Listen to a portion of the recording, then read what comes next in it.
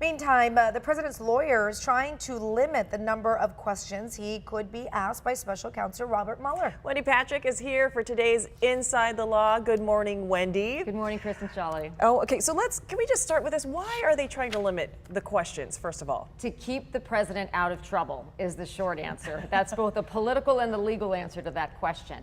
The scope, if it's unnecessarily broad, could very easily get the president into trouble by asking about some of the dicey areas that his lawyers would like to avoid, like obstruction of justice. The goal of having the president sit down is to have him address what was the initial charge of Mueller's investigation, which was collusion, quote unquote, not really a legal term, between the Trump campaign and the Russians. Not what did the president do after he assumed office, whether or not it was wrong to fire Mr. Comey. None of that. What they want to do is focus the questions on what is most relevant, thereby ensuring that the answers are not going to somehow incriminate the president. Can you do that? Can you say you can ask this question, but I don't want you to ask this question? You can ask this, not this? You can try, and you can actually, by prearrangement, do exactly that. That's what's been done thus far. So there have been concessions, Shelley and Chris, on both sides, much to the amazement of a lot of us that have been watching, thinking, well, Mueller's team is never going to agree to this. Yet they have. They've already, according to Rudy Giuliani, who apparently is the president's new spokesperson, came out guns blazing and said, yes, he'd achieved that concession. Remember those 49 questions the New York Times released last month?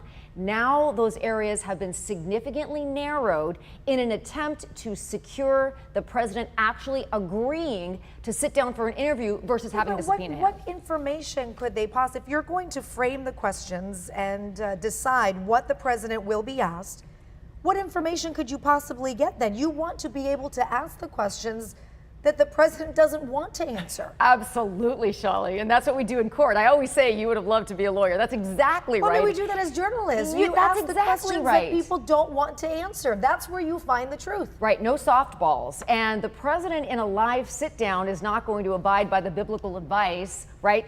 Quick to hear, slow to listen. He's not going to be able to do that. He's going to have to be able to be patient.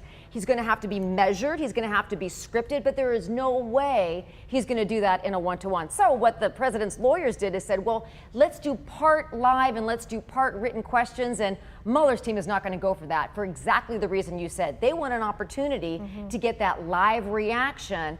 But that's what the president's lawyers are most worried about. Well, it's funny because even Giuliani yesterday, he seemed really gung-ho, like, oh, the president's going to do this. I want him to do this now.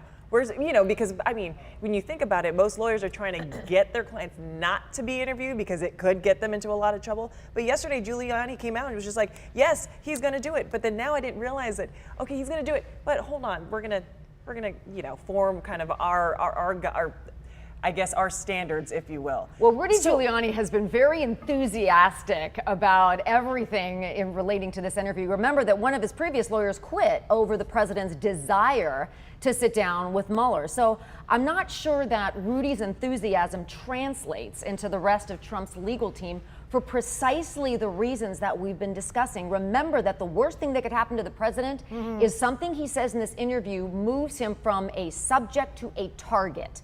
That's what he wants to avoid. So instead of this being a step towards ending the investigation, it could actually it could prolong the investigation, and that's exactly what Rudy Giuliani was brought in, ironically, to avoid. And the likelihood of that happening?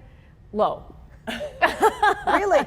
It's low that the president isn't going to say something that's going to prolong the investigation. Right, because almost anything he says can really open up a new angle for investigators to then run down, which is why it's a bad idea to begin with, but better than being subpoenaed. That's the logic. Got it. All right. Wendy Patrick, good to see you. Thank you. Good to see you. Thank you.